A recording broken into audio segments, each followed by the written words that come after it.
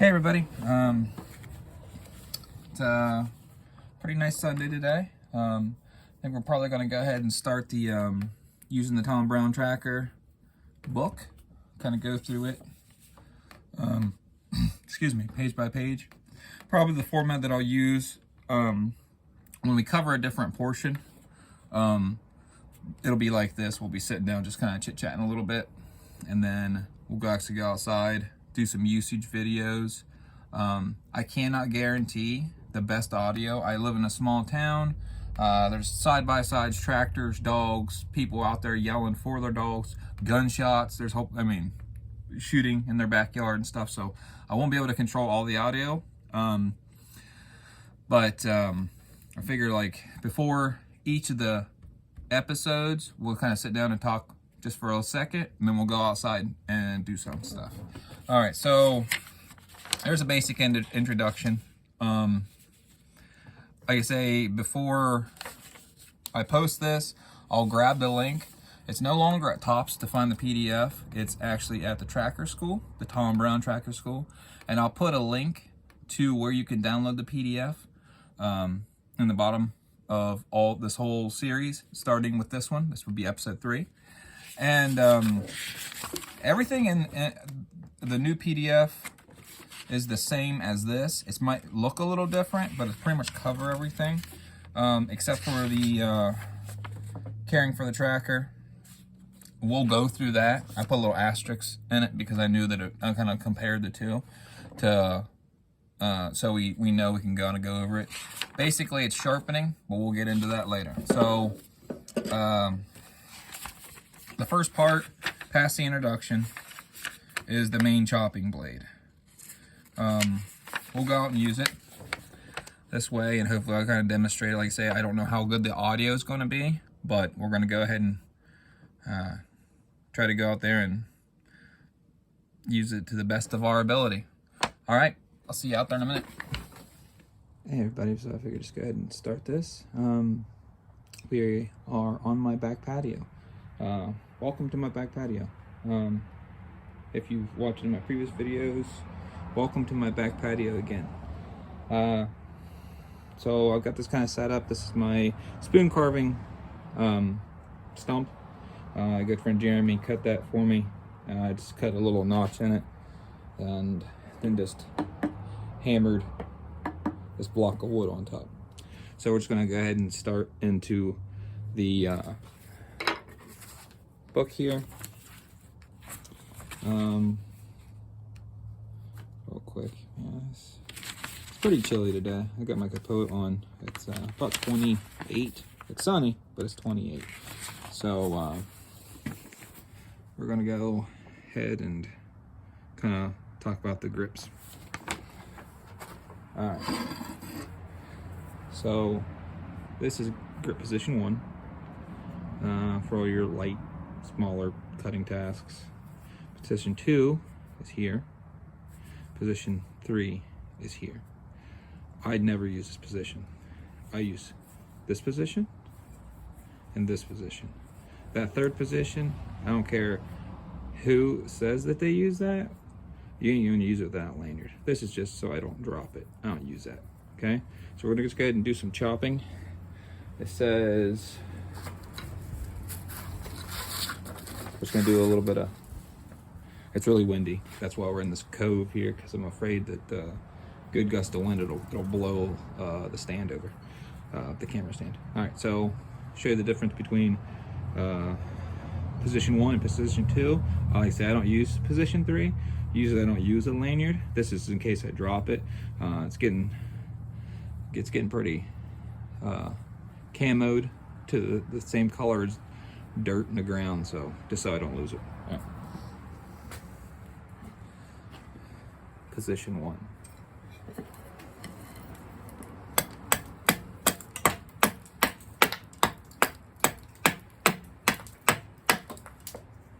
Chops good. Position 2, my favorite. It's probably the most time I use it when I'm chopping. So you can find something real gnarly.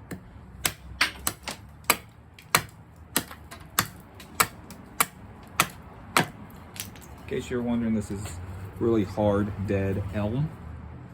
It's a hardwood, and it's pretty rock solid. Let's do some more chopping.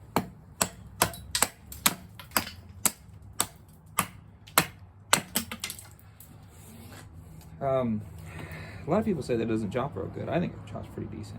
I think what they're talking about is if they're trying to chop directly down.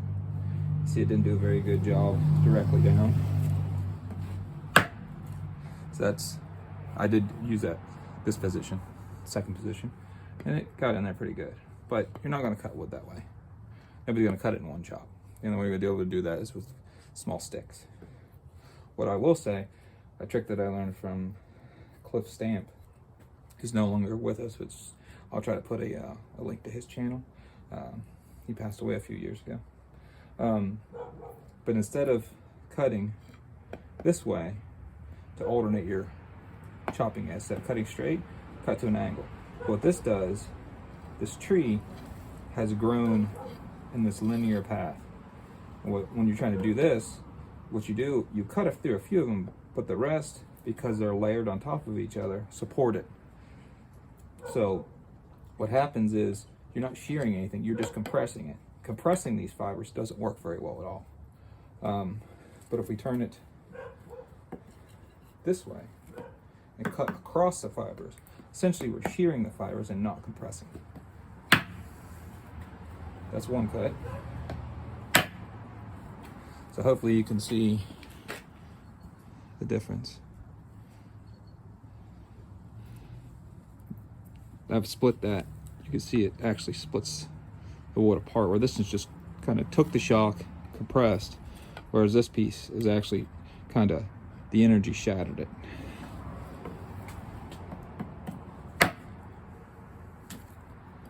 There's another, actually got that one in the same spot, believe it or not.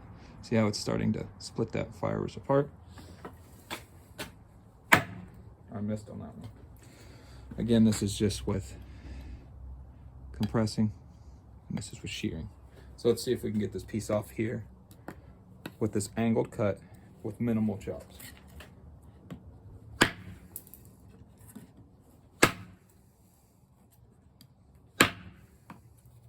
Missed with that one. So I got that piece. So I missed with one. That was this one. See if we get no camera. So that was this one right here. Oh yeah, by the way, B is for brontosaurus. So here's a pretty good sized piece. I don't know, it's probably 3/4 of an inch in diameter. I have to go back and count. I don't know if it's 5, 6 chops. Not sure what it was. We'll have to go back and look at it, but I did miss with one. So I prefer the first and second grip. Don't use the third. That's just my opinion. Let's see if we can make some more pieces.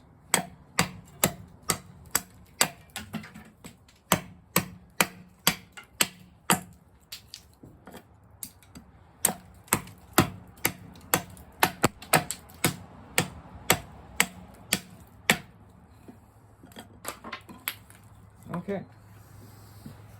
There we made some more pieces. Let's see what else we have here that we can do. Okay. Scraping hides. I will get a hide. I do have some in my basement. I'll have to ask my wife. She's the one that tanned them. Scraper. So we can use the front edge. Grab that. That's just a spoon to keep everything from blowing around. They'll be using it like so. Scraping. So let's try to scrape something, I guess. Well, we can scrape this spoon, maybe. Let me get a piece of wood. There you go. So, hopefully you can see. You can use the tip here to scrape. We'll try to plane, you can't see anything. Try to plane this edge down. Let's get a very hard line. We'll try to scrape and try to maybe kind of polish that up a little bit. We're going to use this part of the blade.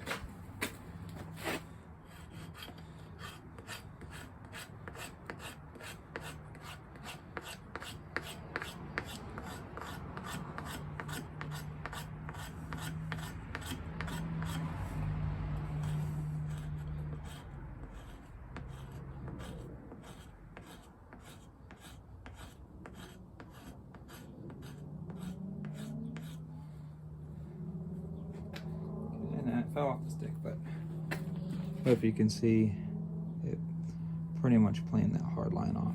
Here's another hard line on the back. I'll take it off real quick with the scraping grip.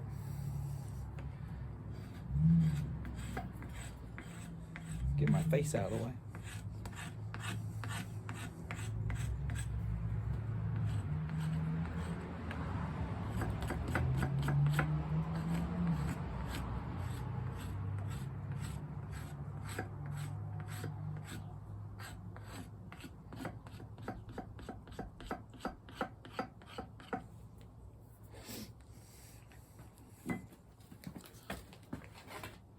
As you can see, we've scraped it. It has been scraped. Let's see what's next here. We're gonna scrape out a bowl.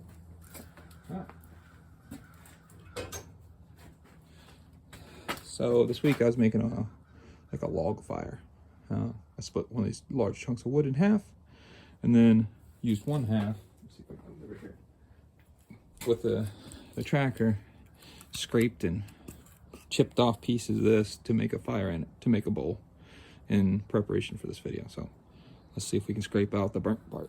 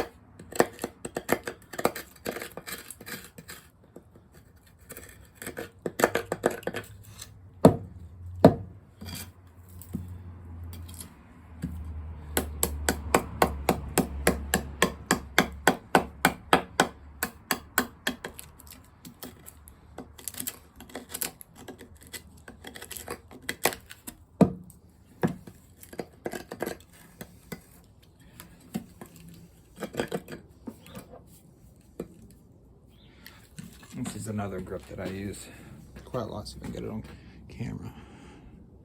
So it's kind of a pinch grip, kind of like a chef would use. Well, like that. So kind of hold it like so. This cutout is really nice because it just kind of, this bump here sits between the two fingers. We'll close it up around like so.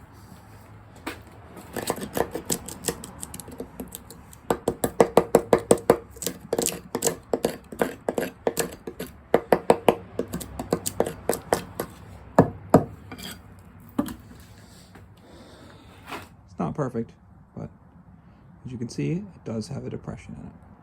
All right.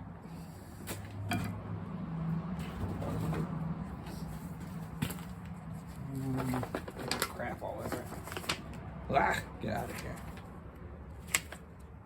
All right, we're going to move on to the carving place. We're just going to finish this up real quick. For its size and weight, I think it's an amazing chopper. Personally, I like it a lot. Let's see what else I want to cover. Oh, so for hacking things off. So if you had to, pretty sure I just hit my camera. All right. So when you're cutting smaller diameter items, I'll go ahead and just chop directly onto this block. If you're cutting down, if it's small enough, you can cut it one shot. Well, that didn't go all the way through. So it almost went all the way through. But if we do that same trick that I mentioned before, instead of cutting straight down, cut an angle, shear the fibers. And try to do the same power. Yeah, about took out the camera. So if you can see, what it does is it shears the wood at an angle. make short work from that second position.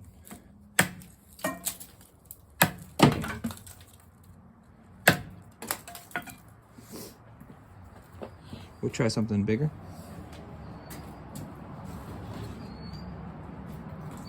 Okay.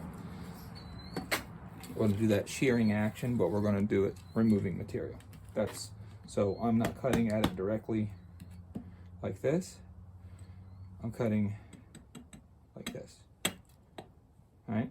So what we're doing is we're kind of shearing the fibers. That's why it works pretty decent.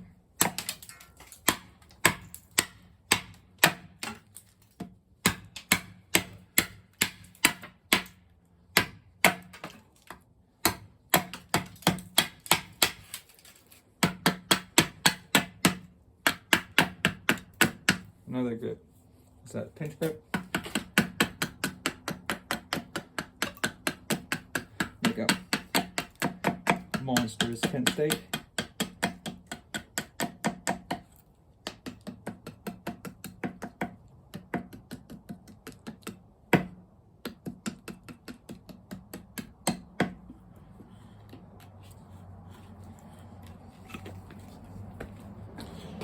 Yeah, monsters tent stake.